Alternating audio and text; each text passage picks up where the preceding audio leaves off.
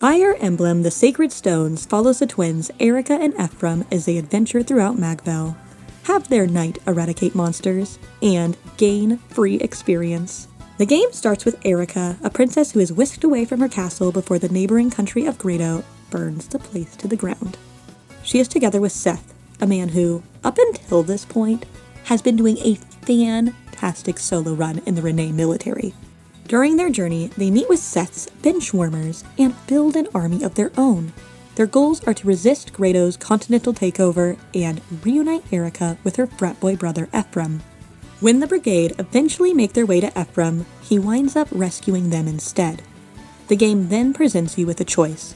Stick with Eirika, the kind and compassionate and very intellectually epic princess.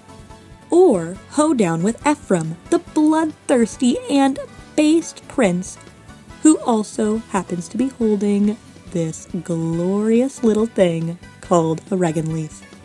Regardless of your choice, the twins will continue their quest, fight a lot of monsters, and reunite with a dear friend of theirs, Lyon.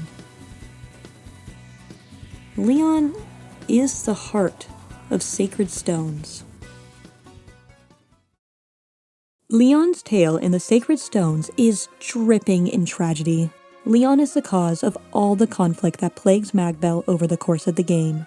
Lyon grew up as the Prince of Grado. He's described as having a weak disposition and poor social skills. He hadn't many friends growing up and always lacked in self-confidence. Despite this, he was kind, intelligent, and thoughtful. He'd always wanted to prove his value to others and cared deeply for the people of his country. Lyon's father, Vigard, passes away shortly before the events of the game. Lyon was left stricken with grief over his father. His father was an exceptional king, loved by his people. Lyon was now unexpectedly inheriting his throne and had enormous pressure to follow in his father's footsteps. The people of Grado already had shaky confidence in Lyon, as his public presence was weak and his reputation in studying dark magic preceded him. Lyon was scared, not just of his expectations, there was more to it. Grado would soon be met with catastrophe. Massive earthquakes would lead the country to devastation. Lyon was entirely unprepared to face this alone. He was left in a state of panic. In his newly distressed state of mind, Lyon was unable to make clear decisions. He didn't listen to the voices of others, and he wouldn't seek the help of anybody else. He would take matters into his own hands. After all, Lyon had a brilliant mind and control over one of the most powerful objects on the entire continent, a sacred stone. He used its power to do a number of things, including discovering the truth of the earthquakes in the first place. He'd also used it to save a girl's life. If he could do it for her, he was sure he'd be able to use the stone's power to save his father as well. So that's just what he does. Kind of. That's what he tries to do anyways, except things don't go the way Lyon hopes they would. Sealed away inside each of the sacred stones is a part of the Demon King, and with a name like that, he really needs no introduction. Lyon accidentally unleashes the Demon King in his attempt to save his father. The Demon King, in turn, uses Lyon's insecurities against him, an effort to make him into a vessel perfectly under his control. And it works. Lyon, already stricken with grief, lacking in confidence, and full of fear, is the perfect victim. The Demon King appeals to Lyon's desire to protect Grado and see his father again, but he also digs deeper into Lyon's mind, and his darker, more intrusive thoughts. The thing that makes Lyon such a compelling villain is his connection to the two leads of the game, Eirika and Ephraim. From the moment they first met, the three would become the closest of friends. Lyon would regard them as radiant people he loved and respected, and the Demon King could see all of that. He'd also see that Lyon deeply desired Eirika's affections and was terribly envious of Ephraim's, well, everything. His strength, his looks, his literal proximity to Eirika, it all gnawed at Lyon over and over again. Now, with the Demon King, Lyon was being promised to save Grado, have his father back, claim the girl of his dreams, and gain the strength he'd always craved to crush Ephraim once and for all.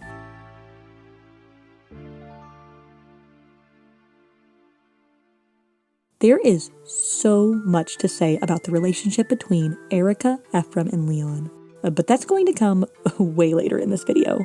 For now, I'd like to keep Lyon's story in mind, as I discuss the many other characters of Sacred Stones. Many of the themes present in Lyon can be found among the rest of the cast. There is so much intention to the way they are all written.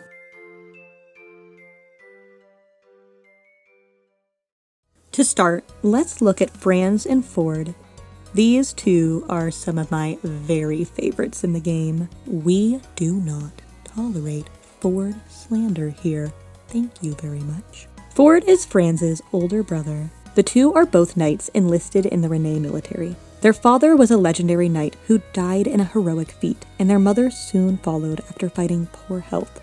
Franz was too young to really remember his parents at the time of their deaths, which left Forde alone to process his feelings and raise his younger brother. Given their appearance, Forde must have just been a kid himself at the time. Forde would grow up painting pictures to help cheer his brother up, but avoided painting portraits as his last portrait was of his mother, something she cherished before she died. He can't seem to bring himself to make another. The only time he does is after achieving an A support with Eirika, someone he seems to have a good rapport with before the events of the game even begin. At some point, Forde enlists as a knight in Rene. It was likely always his plan to follow in his father's footsteps. He's shared aspirations of being a knight along with Kyle since they were both very little.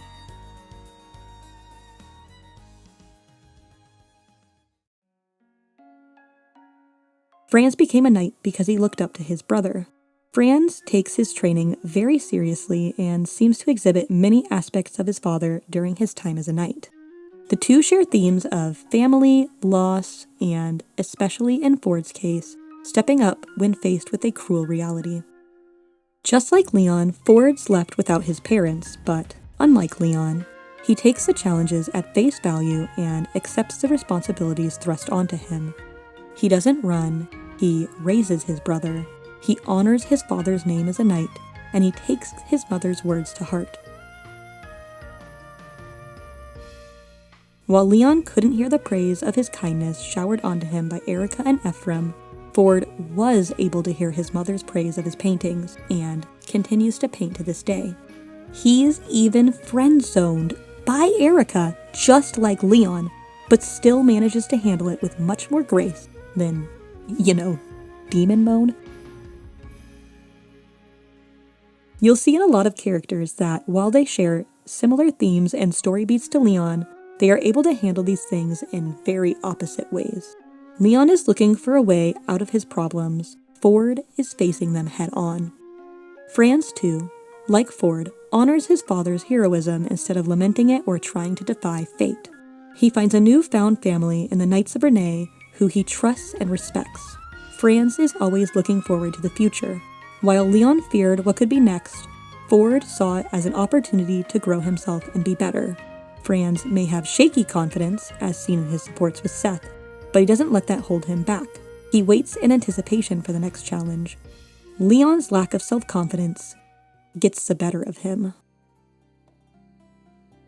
I'd only first taken a deeper look into the characters of Sacred Stones after thinking to myself, why do so many characters want to beat the snot out of Ephraim and then riz Eirika up? There is a concerning number of characters with this character arc, and it's so out of pocket. I love it. It's true, there are so many repeating story beats among these characters, to the point where there's no way that most of them aren't intentional. How many characters, just like Lyon, have incredible parental figures that are dead, with shoes that seem impossible to fill? I already discussed Franz and Forde, but there's also Naomi, whose grandfather was a legendary archer and mother an esteemed cleric. There's Marissa, whose father was an amazing swordsman. Soleil's grandfather was the chief elder of Caer Pelin. Natasha has her mentor in the church who's considered loved and well-respected. Joshua's mother is literally the Queen of Johanna. Fado was apparently awesome and a father figure to the twins and Seth. Then there's La Rochelle's parents, who were royalty and also monster hunters. Oh, and let's not forget Myr's dragon parents and adopted dragon dad Morva. These are just the characters that fit the dead and influential archetypes too. Amelia's mom isn't influential per se, but still is someone that inspires her to be strong and who she looks up to. Ross's dad, Garcia, was a famous soldier.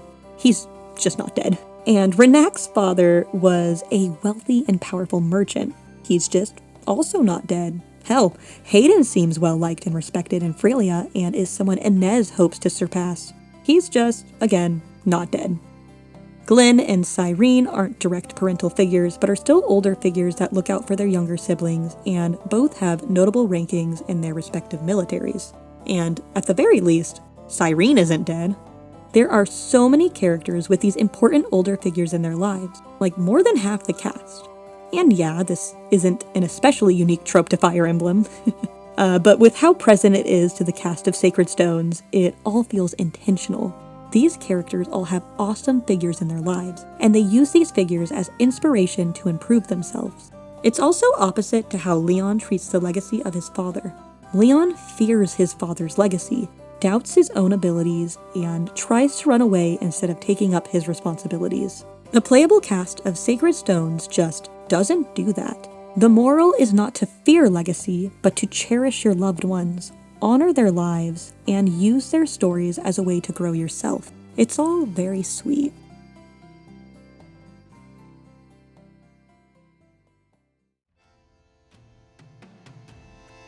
Confidence and self-doubt is another present theme among the characters. We mentioned Franz already, but half of his supports are him learning to grow confident in himself. Naomi, too, clearly lacks confidence, but she takes a positive spin on it and also works hard to improve herself. Same with Amelia and Tana and Artura. Myrrh is the most depressed child I've ever seen, but she still manages to keep trucking along. One could say Vanessa is someone struggling to find confidence in herself, and honestly, probably Marissa and Garrick too. You also have characters like Mulder, Ducelle, Seth, Gilliam, and Cyrene, who inspire confidence in others.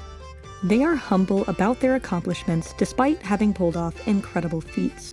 They each have moments where their confidence is shaken, but that doesn't stop them from being leaders for the younger members of their armies. They will always uphold their duty. Forde probably fits somewhere between this and the last group, and Seele also fits somewhere here as well. Other characters like Lute, Ewan, and La Rochelle are simply built different. I don't make the rules, okay? Obviously, their confidence is a huge part of their characters. I think it's also rather interesting to note that they are all magic users with dead parents, perhaps a parallel to Lyon for what he could have been. Every character probably has some sort of arc about their confidence somewhere in some support. It's a very fundamental thing to think about when building a character. It's just how closely they seem to correlate with Leon's own arc that really strikes me as notable. The first group are positive despite lacking confidence. The last group foils Leon by having confidence despite similar circumstances. The middle group understands their accomplishments and roles as leaders, and keeps up an air of confidence in order to inspire others. That leads us to responsibility.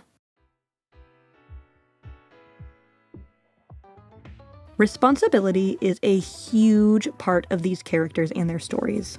Leon, as we know, feared taking over for his father and attempted to seek a way out of his responsibility as emperor. His chosen method is by attempting to resurrect his father. There are notably two other princes who wish they didn't have to uphold their kingly duties as well. The first, most obviously, is Joshua. He pulls a Lewin and runs away from home, choosing to become a mercenary and make a new life for himself. The other example is Ephraim. We will talk more about him later, but he doesn't seem particularly enthused or confident by the idea of becoming king. He even jokingly states that he'd rather Eirika take the throne so he can run off and become a mercenary too. Side note, but it is a crime that Joshua and Ephraim do not have a support with one another. What the hell? Anyways, the thing about Joshua and Ephraim is that when the time came, they both set aside everything in order to take up their responsibilities as kings. They didn't shy away from their duties and made real efforts to protect their people and their countries. Many other characters are forced into situations where they need to be responsible as well. Oftentimes, these responsibilities include caring for another. There's Forde, who had to raise his younger brother after the loss of their parents. There's Tellius, who had to raise her younger brother after being abandoned by their parents. There's Garcia, who had to raise his son after the death of his wife. There's Dozla, who acts as a father figure to La Rochelle after the death of her parents. Garrick takes care of his mercenaries after his bestie's death. Seth takes on a leadership role to the Knights of Renee. Soleil is a babysitter who is certainly not getting paid enough. Cyrene looks after her younger sister. Colm takes care of Naomi. Ducelle joins you out of a sense of responsibility to protect what is left of Grado and his culture. Natasha and Null are like this as well. Mulder feels a sense of responsibility to protect and honor Frelia Knights. Mur feels a sense of responsibility to, save the world, I guess? Normal kid stuff. Oh, and Kyle is responsibility incarnate. All of the characters in the cast are forced into harsh situations but maintain their responsibilities. Some may start off as irresponsible, like Colm or Joshua, but they grow into roles as leaders. Each character is fighting in this war for a reason. If there's any character that really emphasizes this theme, though, then it would be Inez.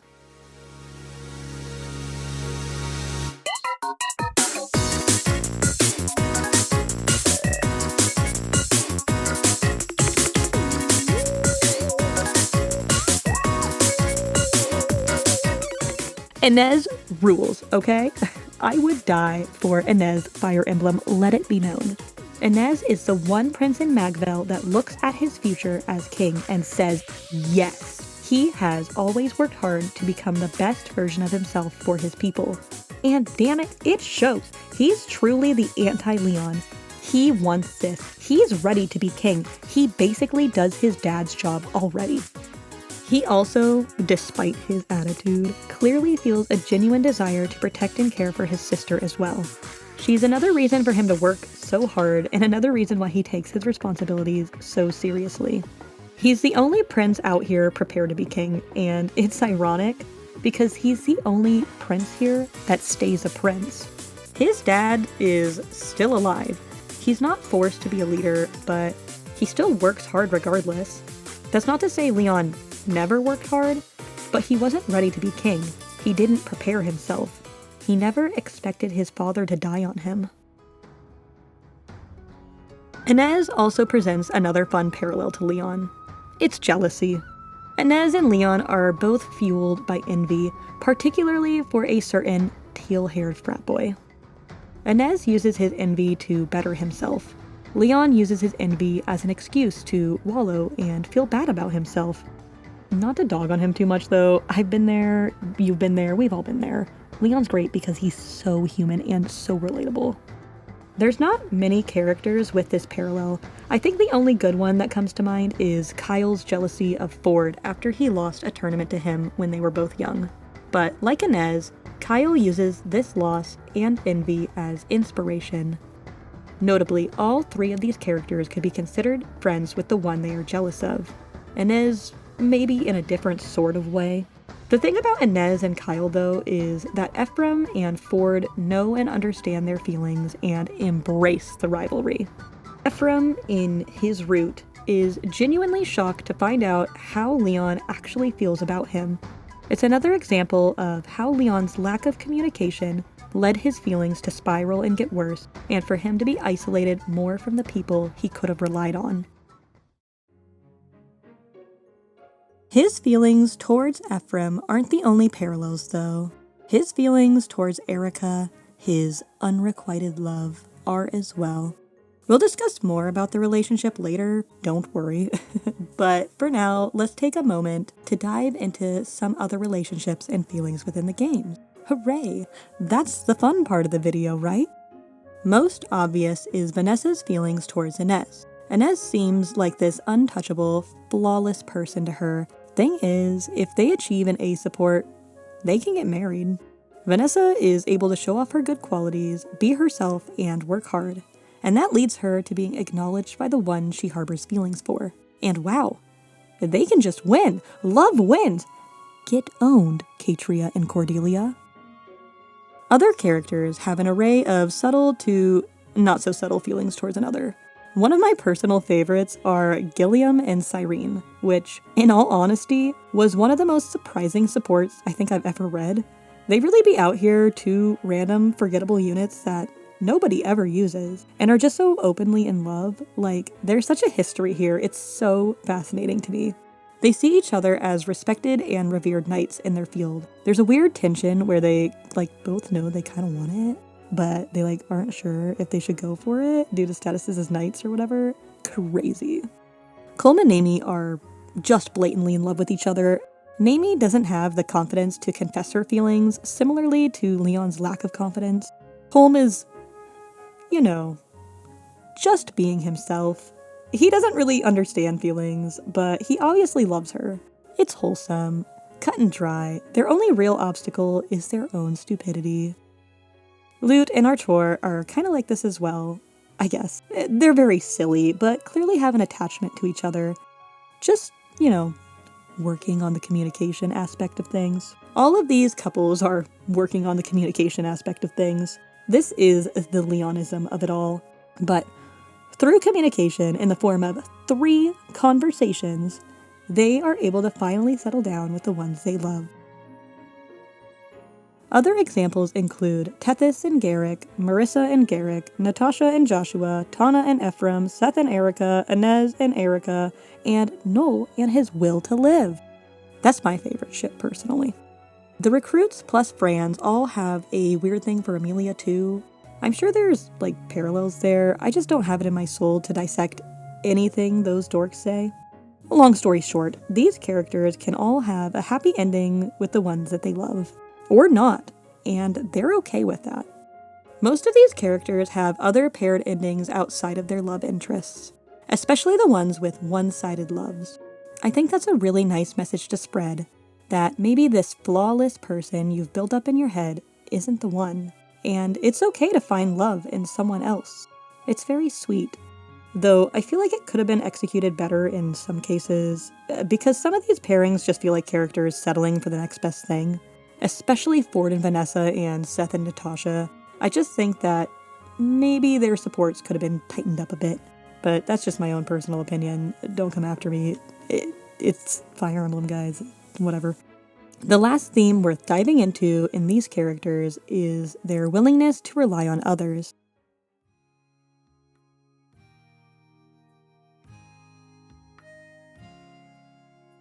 Lyon makes his mistakes because he is so unwilling to listen to others and open up about his problems. Just about every playable character in Sacred Stones has someone from the get-go that they are comfortable relying on. There's obvious ones like Ross and Garcia, but there are more subtle ones like Mulder and Cyrene. There are communities within the game's cast. Communication and building relationships is a huge point that the game is trying to shine a light on. The support conversations feel so much more meaningful when there's so much history and so many bonds to unravel. I mentioned my surprise with Cyrene and Gilliam before, but there are more moments of genuine connections that shocked me. I wasn't expecting Eirika and Forde to have been friends, or Garrick and Soleil's support. That one was wild. The reason these characters don't fall into bad choices is because of their connections with others. Even characters like Joshua who, may have made questionable choices in their lives, join your army and grow as people because of their newfound connections. Sacred Stones tells you to go to your supporters when you're in trouble. Whether that support is in friends, families, or mentors, the ending is very hand-fisted about this. Guys, the stone only works if you're fighting together. It's so cheesy, but it makes the point clear. The reason Sacred Stone's story feels so simple is because it's not the history of the setting that the game wanted to tell, it's the themes presented amongst the characters.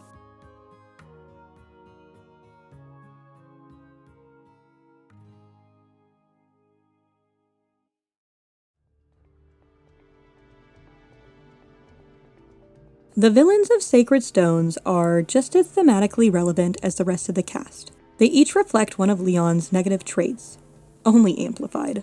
Valter's the most obvious. He lusts to overpower people deemed strong, just like Lyon's desire to crush Ephraim.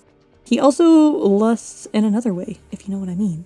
Specifically towards Eirika, which isn't too different to Lyon's own desires, just taken to the extreme. Also worth noting that Walter is only like this because he came into contact with a dark, malevolent object that completely distorted his mind. Sound familiar? Orson and Carlisle have very similar connections to Lyon. Both are consumed by a love they can't have anymore. Orson's desire to do anything to bring Monica back is very reflective of Lyon's want to resurrect his father. Carlisle's one-sided love for Joshua's hot mom leads him to make poor choices and ultimately cause her hurt, both emotionally and physically. I shouldn't have to tell you why that's Lyon-coded. These are characters that give in to temptation. They seemed perfectly loyal and rational before, but their minds become completely warped with promises of things they can't ever actually have. Kalik wants power. He specifically wants to be a king and is ruthless in his ambition. In a way, he's reflective of Lyon's own cravings for acknowledgement and praise. Lyon wants to be seen as a strong king. He is ambitious, though his initial dreams were much more pure. Both get a taste for power, and that power gets to their heads. Reeve, as a villain, is far less compelling than the other ones. Honestly, he doesn't even really need to exist, and I'm not really sure why he does. Perhaps he's a red herring for the player, that maybe he is the true villain all along. He's so Manfroy-coded. Like, of course he's trying to resurrect the devil within a prince who happens to be wielding dark magic.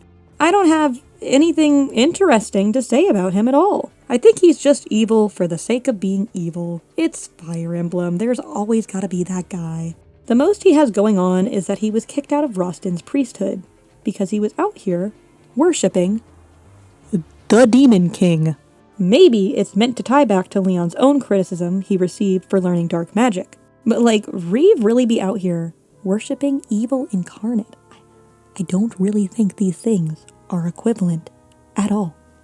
My favorite villain is Selena. She is the only one that doesn't seem super evil throughout the game. She has a particularly powerful arc. It is her unwavering loyalty that is her downfall.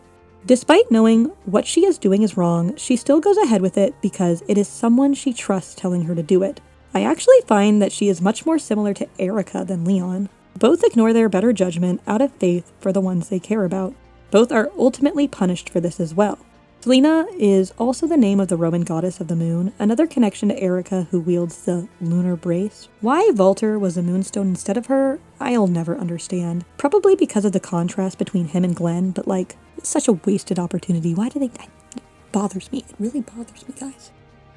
Glenn is considered the Sunstone. He questions his orders from the Empire and alone goes to seek out answers from Eirika directly. He takes a risk and is ultimately slain by Walter for it. Perhaps he is meant to remind us of Ephraim's own impulsivity, leaving on his own to fight a power greater than he could have imagined. Only thing is, Glenn doesn't make it. Selena and Glenn act as cautionary tales to Eirika and Ephraim's own character flaws.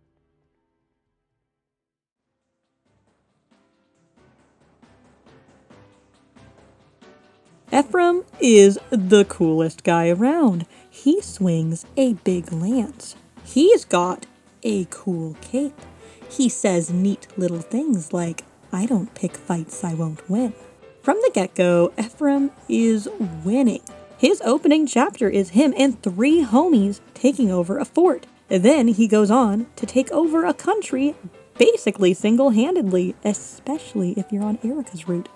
He's mad. He's crazy. He's beast. He's Ephraim Fire Emblem. The game is laying out the foundation right away for why so many characters have so many feelings about Ephraim.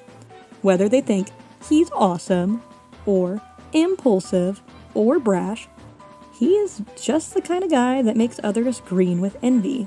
Though that jealousy tends to come from a place of admiration and respect.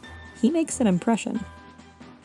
Something the game communicates very poorly is that Forde, Ephraim and Eirika's father, is some sort of warrior king.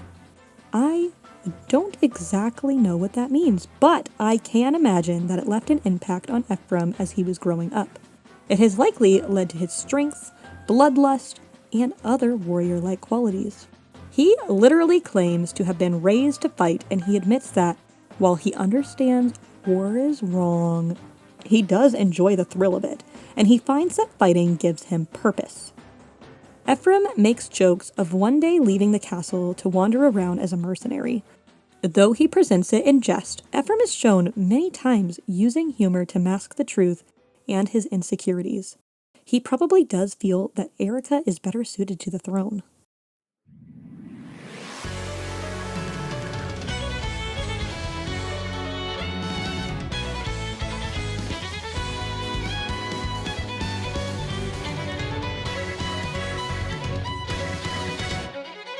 Ephraim's main defining character traits include murdering everything, Regenleaf, loving violence, and Big Brother. Ephraim truly does love Eirika. This cannot be contested. There is a reason they don't let him speak in Fire Emblem Engage. But in all seriousness, Ephraim sees Eirika as his other half. He jokes around with her and gives her a hard time, but when he is talking about her, there's a real sense of attachment and dependency. Ephraim relies on Eirika a lot and respects her immensely. When Ephraim says things like, Eirika is better suited to the throne, it's because he really means it. Whenever Ephraim talks about taking over the throne himself, or really doing anything, he always makes sure to note how he isn't sure if he could do it without her. Ephraim views Eirika as a safety net, someone who he can depend on and who he believes can make all of his problems fade away. And I hate to admit it, but it's just like Lyon. Lyon admires Eirika just as much and pictures her support and affection as something that can save him from himself. His is much more of an emotional dependency, but it's still a dependency. Both Ephraim and Lyon put Eirika on this weird pedestal regardless of how she feels about it. They're both also way too comfortable with lying to Eirika. Generally, they do this to save face and to spare her feelings. It comes from their attachment to her. There's a reason Lyon acts more like the Demon King around her, and there's a reason Ephraim doesn't ever tell Eirika the truth. That Lyon's still somewhere in there. He also doesn't ever talk to Eirika about his feelings on Lyon's betrayal. Instead, he hides his feelings and just tells her to cry enough for the both of them. He wants her to rely on him. He wants to be strong for her. He doesn't want to show her weakness. Lyon lies to her for the same reasons. He doesn't tell her about his worries, fears, struggles, anything. He doesn't want her to see him as vulnerable. He wants to impress her.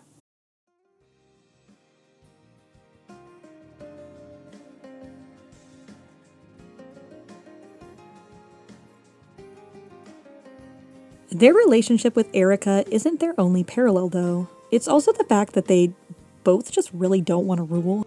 They are both looking for someone else to do it for them. Lyon to his father, and Ephraim to his sister. Ephraim eventually grows out of this. I guess. But not really. He still talks about how she's going to be right there with him to rule together. Neither Ephraim or Lyon want to accept their responsibilities. Ephraim is scared of the future. It's clear he holds some insecurities about his abilities as a leader. When he returns to his people after defeating Orson, he is awkward and unsure of himself and his abilities as a king. He doesn't come across as confident as he's made out to be. Like Lyon, he's got a respected father to live up to the legacy of, and it's a lot of pressure.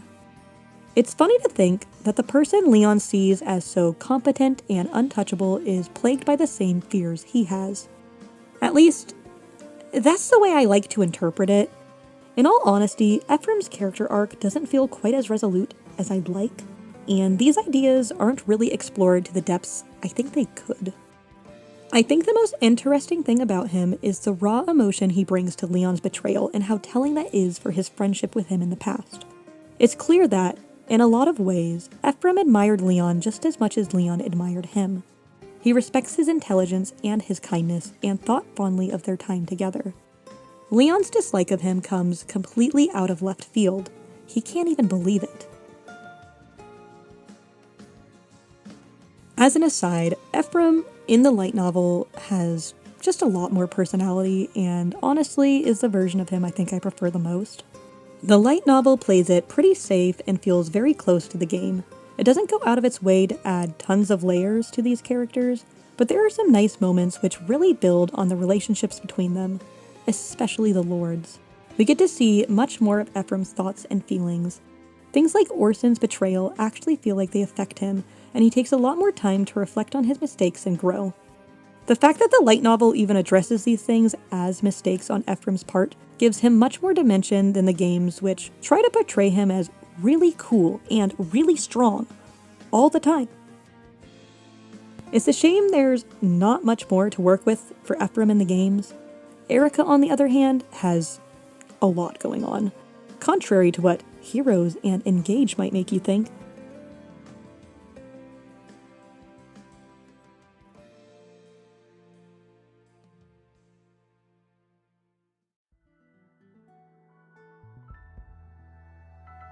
Eirika is Ephraim's twin. She is described as being kind, compassionate, and beautiful. Like, guys, stop talking about how pretty she is. We get it. People tend to like her. Actually, I don't think anyone dislikes her. That's probably a critique that could be made about the writing, but I don't think that alone makes her shallow. In fact, that was probably always the point with Eirika. It was probably the point with Ephraim as well. As mentioned before, Ephraim, and we will soon see Eirika, are struck with the same thoughts and feelings as Lyon. There's an intentional irony here in how Lyon perceives them as perfect, when they are out here making mistakes as well. Should they have been more challenged by the rest of the cast? Yes. Yes, they should have, but that isn't the goal of Sacred Stones.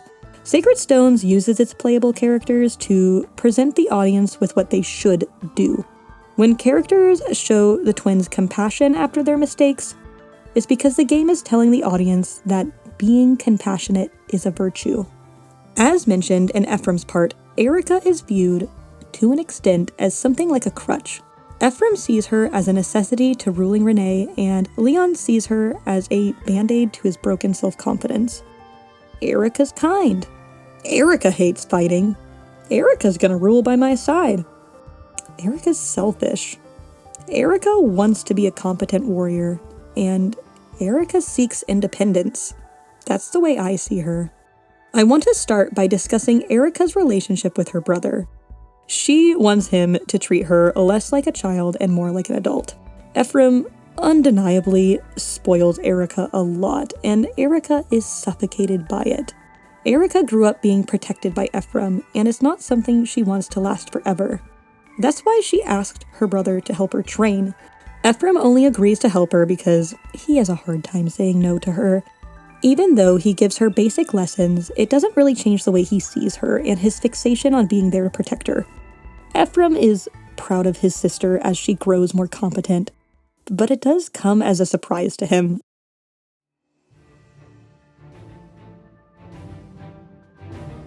Eirika is constantly fighting back against expectations that others have. It is a constant throughout her life, and especially through the course of Sacred Stones. From the get-go, Eirika was not expected to do anything but sit around the Frelia castle and let others fight the war for her. Everyone expects her to be weak and to be opposed to fighting.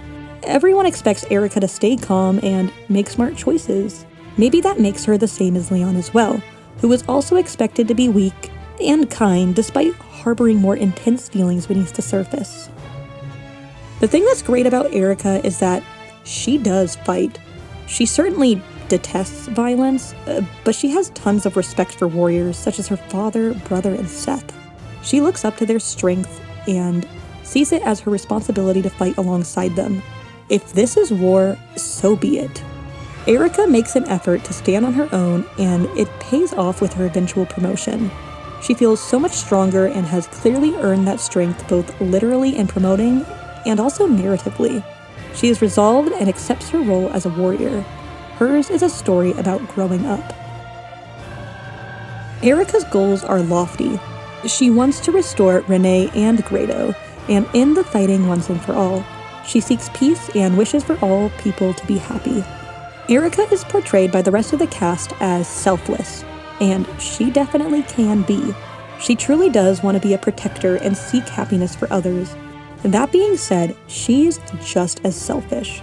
One of Eirika's greatest character flaws is her inability to let go. She doesn't want to let villagers die and gives up her bracelet despite protest from Seth. She sets out to rescue her brother despite the uncertainty and risks associated with it. She gives Lyon the stone, despite being explicitly told it would not be enough to save him. Eirika takes risks, much like her brother does. She wants to be a protector.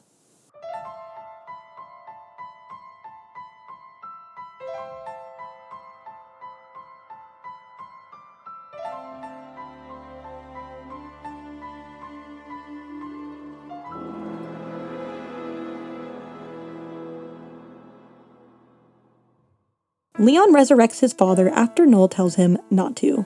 He ignores sound advice because he doesn't want to give up his father and accept the responsibility of ruling his country. Lyon is desperate. Eirika is put into a similar position as Lyon. Eirika is devastated by the thought of losing Lyon. She knows in her heart that he's not fully gone, and she struggles finding the conviction to actually fight against him. She does not want to give up on Lyon, and she doesn't want to accept the responsibility of stopping him, let alone being the one to kill him. Eirika, like Lyon, is too trusting of the Demon King's words and willing to give up everything for the thing she wants most. What she wants is to have Lyon back. There's two distinct moments of the game where Eirika notes how she might be willing to do anything to bring her father and Lyon back to life. She's afraid of herself using its power to resurrect them, just like Lyon did for his father. Ephraim moves on quickly and seeks vengeance for his friend. Eirika is stuck in the past and constantly thinking about how badly she wants them to return. She was emotional and risked everything to give Lyon the sacred stone, and she was punished for it. It's only by coming to terms that Lyon was suffering and would have wanted her to end things that she is finally able to push forward and end the Demon King. Imagine being Eirika. Her kingdom is ransacked, her father is dead. For some time, she wasn't even sure if her brother was alive. You have to kill for the first time. There are literal monsters springing up all over the place. Your best friend is the one causing all of this, and you have to put on a brave face and lead an army. Something you were never, ever prepared to do. Eirika is emotionally spiraling. She is stressed, confused, and overwhelmed. The game happens over a very short amount of time as well. I honestly don't really blame her for handing over the stone. To be honest, I think a lot of people would do the same. It wasn't so much that Eirika was tricked.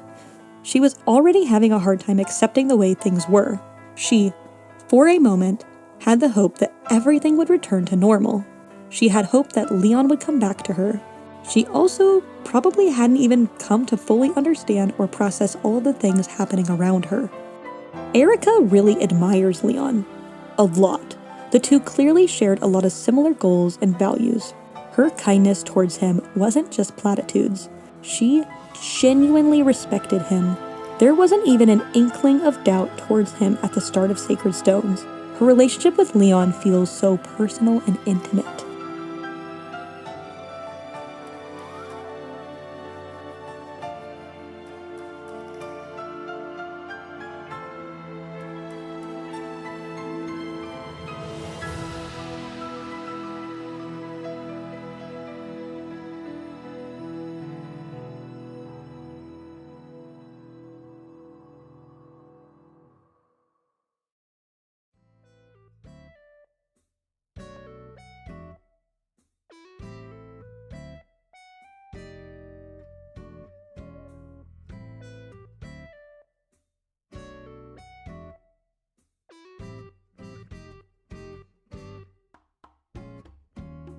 One thing I always thought about Lyon is that if he never followed the Demon King, accepted his father's passing, and just owned up to his responsibilities, then he probably could have had everything he wished for. I don't think Eirika thought about Lyon romantically at the start of Sacred Stones, but I don't think it would have taken much for her to come to that point. She sacrifices so much for Lyon and clearly cares about him on a very deep level. If Lyon just asserted himself more, he probably could have had her. And it's not just his relationship with Eirika. If Lyon had more confidence in his magic and saw it as a valid form of strength, he'd be able to hone his skills enough to give Ephraim a run for his money. He would have been a good king. He had the right convictions and he was smart too. Could he have prevented the earthquake? Maybe not, but he had the time to evacuate his citizens, and if he reached out to Renee, then they would have helped. He could have done so much. He could have had his happy ending, but he gave in to his emotions and gave up on doing things the hard way. I suppose that's the moral of Sacred Stones. Don't give up.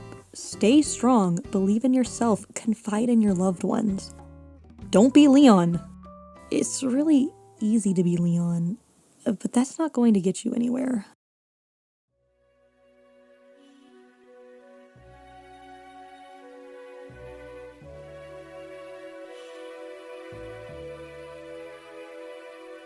I do truly believe a lot of thought was put into crafting the characters of Sacred Stones. Perhaps that's why some people find the cast a bit forgettable. They are all very similar to each other. They're pulling from the same source. But they all feel so grounded and real in their own ways. Maybe because they're all pulling inspiration from a character known for their relatable feelings. Lyon is a cautionary tale of how these feelings can harm you and your loved ones. The playable cast is meant to portray people with these feelings who are handling them in much healthier ways. We're supposed to learn from their strengths and from Lyon's weaknesses. It's very well thought out and very charming. I just love it to bits. Anyways, I could very easily go into depth and analyze every single character in this game. In fact, the original script of this video was exactly that, but it was way too long. Trust me when I say I could talk about them all day. Maybe I'll make a tier list of all the characters in the game and discuss them individually there. I don't know. I have a hard time committing to projects. We'll see. This is just a game that I really love. Sacred Stone's story is thematic and everything comes together to build up to a greater message. I just think that's super neat.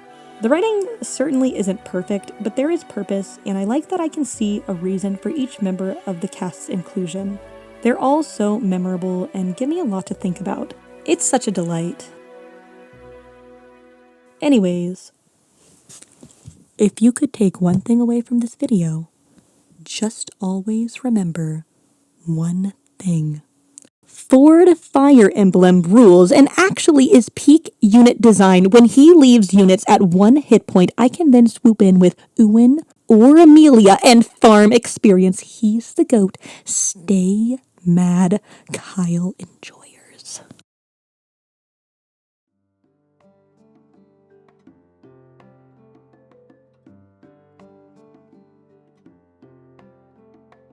Hi, my name is Chippers, and this is my first video essay. I'm not sure if it turned out wonderfully or not.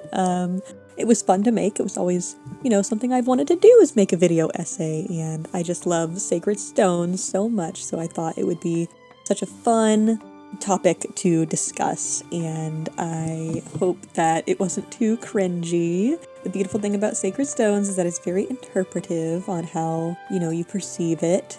This is my interpretation. If you have a different interpretation, feel free to, comment below. Not that I think very many people will watch this. I imagine this getting no views, but that's fine. It's made for fun. I put a lot of work into this with my little doodles, my little art. I have no real formal training in art or anything like that. I kind of just make it up as I go, so there's lots of mistakes. That's okay. Usually when I draw, I usually just draw like chibis and stuff. I'm very much a hobbyist, so I hope it's not an affront on the eyes or like brings the video down. I just kind of ran out of assets to use, and I don't really know how to record videos. I don't know if I'll make another video essay. Again, maybe for whatever reason this gets good reception, but if I do, I'm going to learn how to record gameplay just so it's not as intense of a time to make. Anyways, I had so much fun making this video, and I'm so glad that it's done. Have a wonderful day, and I thank you so much for watching if you made it through this. I really appreciate it. Bye-bye!